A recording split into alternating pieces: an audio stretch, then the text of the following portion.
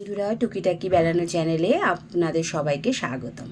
আজ আমরা চলেছি কোথায় বলুন তো? ব্যারাকপুরে। ব্যারাকপুর হচ্ছে একটা ঐতিহাসিক শহর, গঙ্গার তীরে অবস্থিত এই ব্যারাকপুর। চলুন ব্যারাকপুর সম্বন্ধে একটু কিছু জেনে নিই।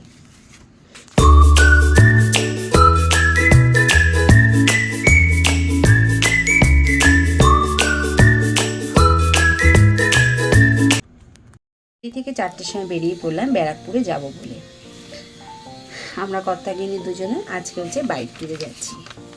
তো চলো ব্যারাকপুর সম্বন্ধে একটু কিছু জেনে নিই। গঙ্গার তীরে অবস্থিত এই ব্যারাকপুর শুধু একটি সুন্দর ভ্রমণস্থানই নয়, ভারতের ইতিহাসের সঙ্গে গভীরভাবে জড়িয়ে আছে কিন্তু ব্যারাকপুরের কিছু ইতিহাস। 1897 সালে, অবশ্য আমরা সবাই জানি, তবুও বলছি, স্বাধীনতা সংগ্রামের সূচনার অন্যতম স্মৃতি বহন করে কিন্তু এই ব্যারাকপুর। এখানে রয়েছে সুন্দর গঙ্গার ধারের পরিবেশ, ঐতিহাসিক স্থান এবং মনোরম দর্শনীয় জায়গা। এখন আমরা রয়েছি মধ্যমগ্রাম ব্রিজে, ব্রিজে উঠবো আর কি।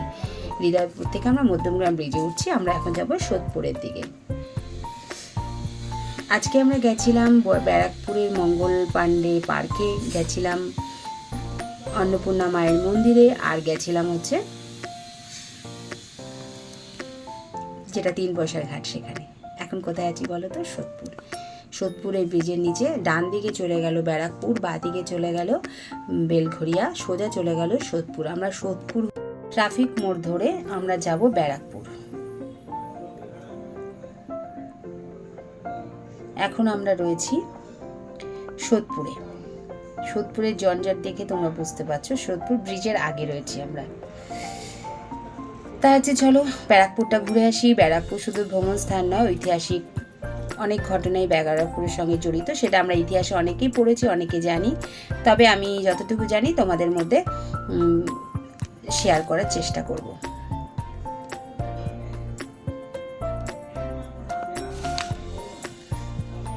এখন রয়েছি ট্রাফিক মোড়ে। ট্রাফিক মোড় থেকে এই যে আমরা চললাম ব্যারাকপুরের দিকে।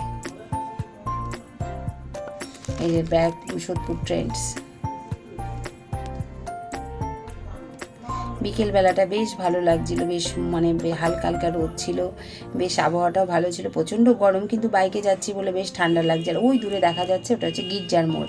এই টাওয়ারটা কেন আছে আমি ঠিক জানি না, যতবার এখান দিয়ে গেছি ততবারই এই টাওয়ারটা দেখেছি। আর এই যে পাশে রয়েছে সাই বাবার মন্দির, এখানে বিশাল সাই বাবার মন্দির রয়েছে। অন্য একদিন তোমাদেরকে সাই বাবার মন্দিরে বেড়াতে নিয়ে আসবো। এখন আমরা গির্জা মোড় থেকে সোজা যাচ্ছি ব্যারাকপুরের দিকে। সামনেই পড়বে সেই দর্শনীয় মন্দির আছে, যেখানে খড়দার মন্দির তো তোমাদের সামনে তুলে ধরেছিলাম। যদি তোমরা শিয়ালদা থেকে আসো তাহলে তোমরা শিয়ালদা থেকে আসলে সোদপুর স্টেশনে নেমে যেতে পারো বা ব্যারাকপুর স্টেশনে নেমে যেতে পারো। আর যাতে শান্তিপুর থেকে আসো ব্যারাকপুর স্টেশনে নেমেও ব্যারাকপুরে যেতে পারো। আর বাই রোড হচ্ছে এই রোড ধরে তোমাদেরকে যেতে হবে। আমরা এখন রয়েছি খড়দায়। এখন রয়েছি খড়দা মোড়ে।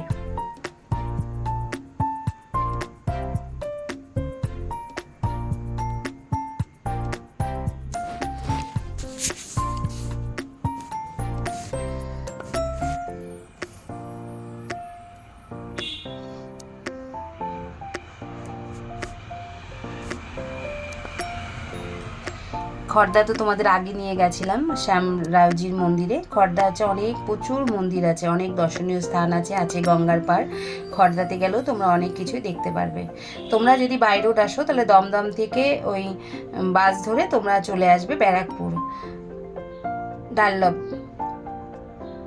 ব্রিজ ধরে এদিক দিয়ে। আর যদি ট্রেনে আসো তাহলে ব্যারাকপুর স্টেশনে নেমে তোমরা চলে যেতে পারবে ব্যারাকপুর গান্ধী ঘাট বলো, মঙ্গল পাণ্ডে ঘাট বলো, অন্নপূর্ণা মায়ের মন্দির বলো, ট্রেনে আসলে ব্যারাকপুর স্টেশনে নামতে হবে।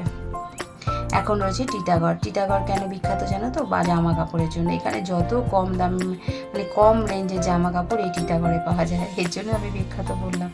একদম আমাদের কলকাতা বড় বাজার, তারপরে হচ্ছে নিউ মার্কেটের মতো এই এলাকাটা। এটা একদম নিউ মার্কেটের মতো এলাকা, মানে ছোট ছোট দোকান গড়ে উঠেছে বিভিন্ন রাস্তার পাশে, রাস্তার দুধারে। তুমি এখানে সব কিছু পাবে, মানে কি বলবো, যার খুঁজবে সব পাবে, মানে এখানে সব কিছু। দেখো ট্রলি নিয়ে লোকে বাড়ি যাচ্ছে, তার মানে ট্রলিও পাওয়া যায়, মানে খুব মানে সস্তার এখানে জিনিসপত্র প্রচুর সস্তায় পাওয়া যায়। তোমরা কারা কারা এই টিটাগড় বাজারে এসেছো একটু কমেন্ট করে জানিও তো। আর যারা আসেনি তারা একবার এসে ঘুরে যেও টিটাগড় বাজারে, সব কিছু সস্তা পাওয়া যায়, মানে বেডশিট থেকে চুড়িদার থেকে জামা থেকে জুতো থেকে যা খুঁজবে সব কিছু।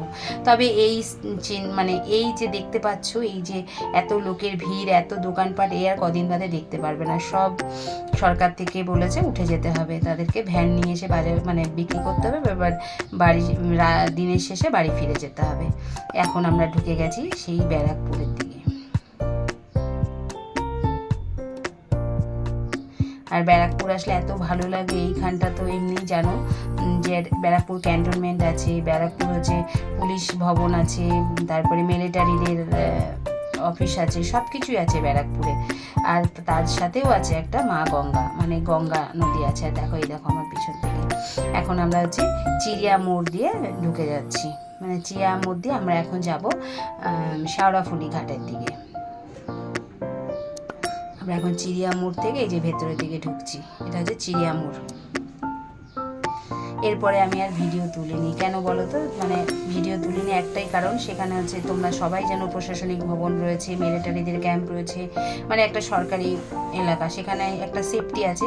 আমার দেশের সেফটি হচ্ছে আমার সেফটি, সুতরাং সেই জায়গার ভিডিওটা আমি তোমাদের মধ্যে শেয়ার করলাম না, সেটা না করাই শ্রেয় আমার মনে হয়। তাই আমি সেখানে ভিডিও তুলিও নি, কোনো ভিডিও শেয়ারও করিনি। এখন আমরা চলেছি শেওড়াফুলি ঘাটের দিকে। আমি শেওড়াফুলি ঘাটে কোনো দিন যাইনি, কিন্তু আমার দেখার খুব ইচ্ছে ছিল, তাই আমি আমার হাজবেন্ডকে বললাম চলো না একটু শেওড়াফুলি ঘাট ঘুরে আসি। তাই দুজন মিলে চলে গেলাম শেওড়াফুলি ঘাটের দিকে, যেখান থেকে শ্রাবণ মাসে গঙ্গার থেকে জল নিয়ে বাবা ভোলেনাথের মাথায় লোকে ঢালতে যায়। এই ঘাটটাকে নাকি 3 পয়সার ঘাটও নাকি বলে, আরেকটা কি মণিকাঞ্চন ঘাট নাকি একটা বেশ বলে। চলে এসেছি শেওড়াফুলি ঘাটের কাছে, একটা চায়ের দোকান থেকে একটু চা খেয়ে নিলাম, গরম লাগছে তবুও একটু চা খেলাম, কারণ বিকেল তখন প্রায় 5টা বাজে। তারপর চলে এসেছি সেই মা গঙ্গাকে দেখতে। দেখো মা গঙ্গার অপরূপ সৌন্দর্য, অপরূপ রূপ। আর এত হাওয়া ছিল না এই জায়গাটা, কি বলবো।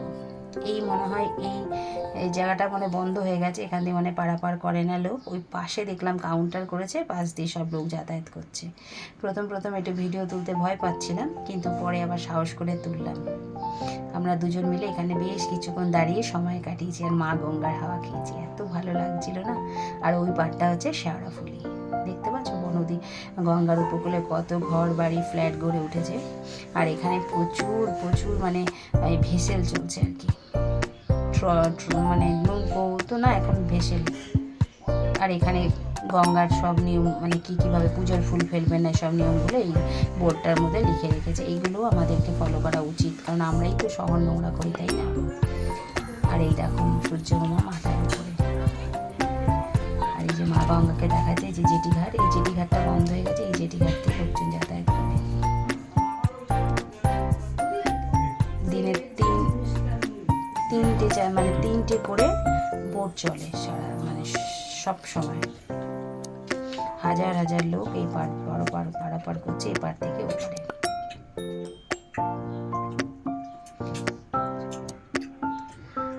অনেকক্ষণ এখানে দাঁড়িয়ে সময় কাটালাম, বেশ ভালো লাগলো। এই ভিডিওটা তোমাদের মতো শেয়ার করলাম। তোমরা কারা কারা শেওড়াফুলি ঘাটে গেছো জানিও।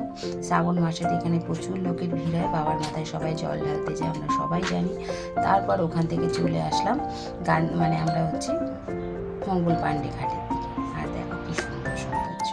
মঙ্গল পাণ্ডে পার্কের ভিডিও আমি পরের ভিডিওতে শেয়ার করব। আজকে এই পর্যন্তই থাকলো। আমার আজকের ভিডিওটা তোমাদের কেমন লাগলো, ভালো লাগলে লাইক কমেন্ট শেয়ার করো। আর যারা নতুন তারা অবশ্যই বেল আইকনটা প্রেস করো, আর অবশ্যই নোটিফিকেশনটা প্রেস করে দিলে নতুন ভিডিও তোমাদের, মানে ভিডিও নোটিফিকেশন তোমাদের সামনে জলদি পৌঁছে যাবে। সবাই ভালো থেকো, সুস্থ থেকো। আবার দেখা হবে নতুন একটা ভিডিওতে, নতুন একটা জায়গার সাথে। কি দারুণ না জায়গাটা। এখন আমরা চলেছি মঙ্গল পাণ্ডে পার্কের দিকে। আবারও বলি, ভিডিওটা ভালো লাগলে লাইক কমেন্ট শেয়ার করো, যারা নতুন চ্যানেলটাকে সাবস্ক্রাইব করো আর বেল আইকনটা অবশ্যই প্রেস করো। সবাই ভালো থেকো, সুস্থ থেকো।